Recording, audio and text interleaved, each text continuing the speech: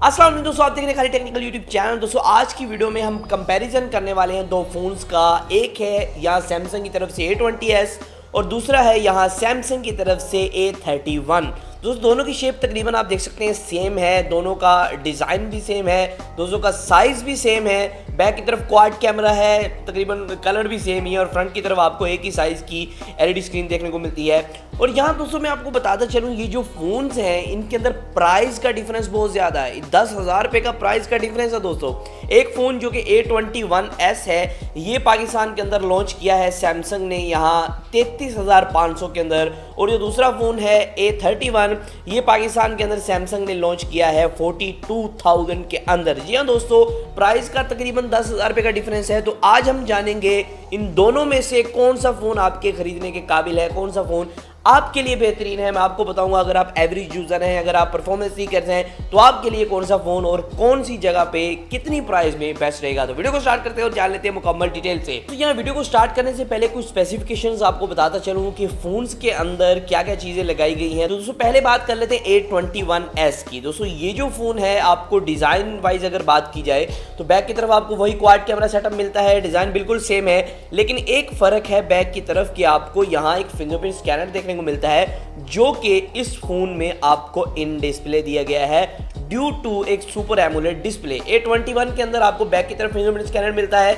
और फ्रंट की तरफ आपको एक पंच होल डिस्प्ले मिलता है, आप कह सकते हैं मोहरी वाला डिस्प्ले देखने को मिलता है, जो कि 6.5 इंचेस का 720p एक IPS पैनल नहीं है। यहाँ ये बात लोगों को बहुत मतलब कि खटक रही है कि IPS पैनल यहाँ नहीं है, यहाँ TFT पैनल है। IPS पैनल से भी नीचे वाली चीज़ें होती हैं, तो TFT पैनल देखने को मिलता है, लेकिन क्वालिटी आपको अच्छी देखने को मिलती है। लेकिन एक इसके अंदर प्रो पॉइंट आपको ये देखने को मिलता है, आपको यहाँ A10 का एक्सयनस का 8 नैनोमीटर वाला प्रोसेसर देखने को मिलता है, जो कि आपको काफ़ी अच्छी परफॉर्मेंस प्रोवाइड कर देगा। उसका मतलब ये है कि आपको जो है मतलब कि गेमिंग वाला किस्म की प्रोवाइड करेगा, आपका मोबाइल कहीं लैग नहीं करेगा, मल्टीटास्किंग अच्छी कर पाएंगे। 464 का वेरिएंट इसे पाकिस्तान के अंदर लॉन्च किया गया है।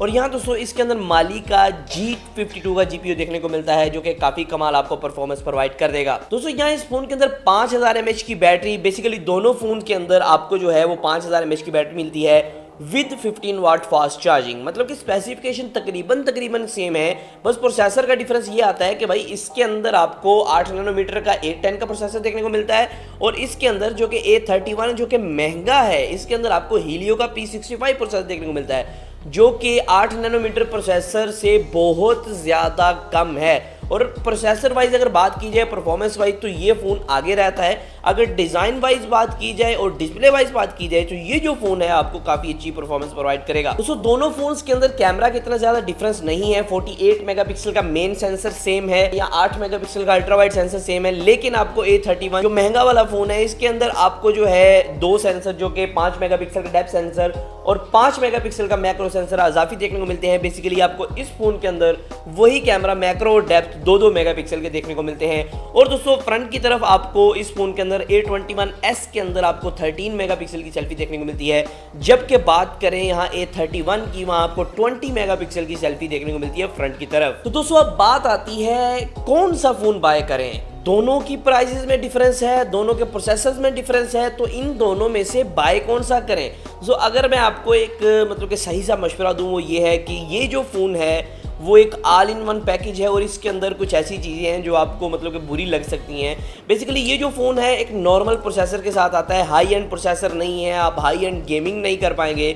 लेकिन इस पर मैंने गेमिंग की है, गेमिंग इस पर गुजारा कर जाती है, लेकिन आपको मतलब कि कमाल की परफॉर्मेंस नहीं देती है। तो आप कह सकते हैं कि ये एक वो फ़ोन है जो कि आम यूज़र, जो कि एक नॉर्मल यूज़र है, वो मतलब कि नॉर्मल कंज्यूमर है, वो जो ये फ़ोन लेगा, क्योंकि यहाँ आपको हर किस्म की चीज़ देखने को मिलती है, जैसे कि सुपर एमोलेड डिस्प्ले, आपको 20 मेगापिक्सल सेल्फी देखने को मिलती है, 5 मेगापिक्सल का मैक्रो, 5 मेगापिक्सल का डेप्थ देखने को मिलता है। लेकिन यहाँ आपको प्रोसेसर अच्छा नहीं देखने को मिलता है, जिस वजह से जो गेमर हजरात हैं या फिर जो परफॉर्मेंस सीकर्स हैं, जिन्हें चाहिए मोबाइल फास्ट हो, बाकी डिस्प्ले अच्छा हो ना हो, बाकी मुझे कोई मसला नहीं है, बस मोबाइल फास्ट होना चाहिए, तेज़ चलना चाहिए, मैं उस पर पबजी खेलूंगा, मैं उस पर ये करूँगा, उनके लिए A21S आ जाता है, जो कि इसके अंदर एक दो मसले हैं।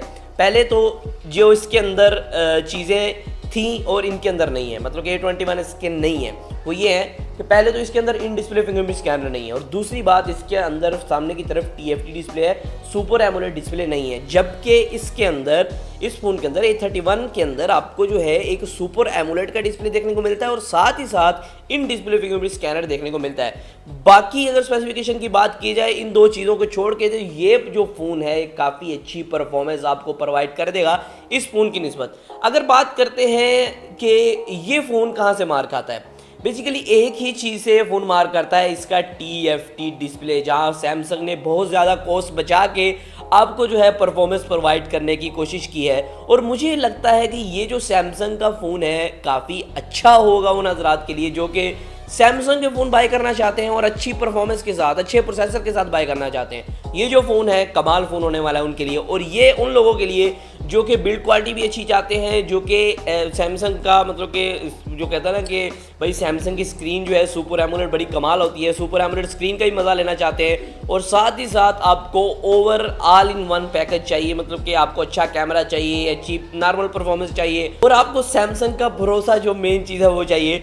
तो बेसिकली ये नॉर्मल कंज्यूमर के लिए फ़ोन है जो कि नॉर्मल इस्तेमाल के लिए लेता है, उसने गेमिंग नहीं करनी, उसका टास्क सिर्फ गेमिंग के लिए नहीं है, परफॉर्मेंस के लिए नहीं है, और उन लोगों के लिए ये है जो कि गेमिंग करना चाहते हैं कम बजट के अंदर सैमसंग के ब्रांड में रहते हुए। तो उम्मीद करता हूँ दोस्तों आपको समझ आ गई होगी कंपैरिजन विनर कौन है। परफॉर्मेंस विनर ये है, और यहाँ ऑल इन वन आप कह सकते हैं कि थोड़ी परफॉर्मेंस के साथ अच्छा डिज़ाइन और अच्छा डिस्प्ले ये फ़ोन आपको प्रोवाइड करता है। तो आज की वीडियो में सिर्फ इतना ही था। फिर मासूम ने वीडियो के साथ इस तरह की वीडियो के लिए हमारे चैनल को सब्सक्राइब कर लें, बेल नोटिफिकेशन दबा दें। आज की वीडियो में इतना ही, फिर मासूम वीडियो के साथ अल्लाह हाफिज़।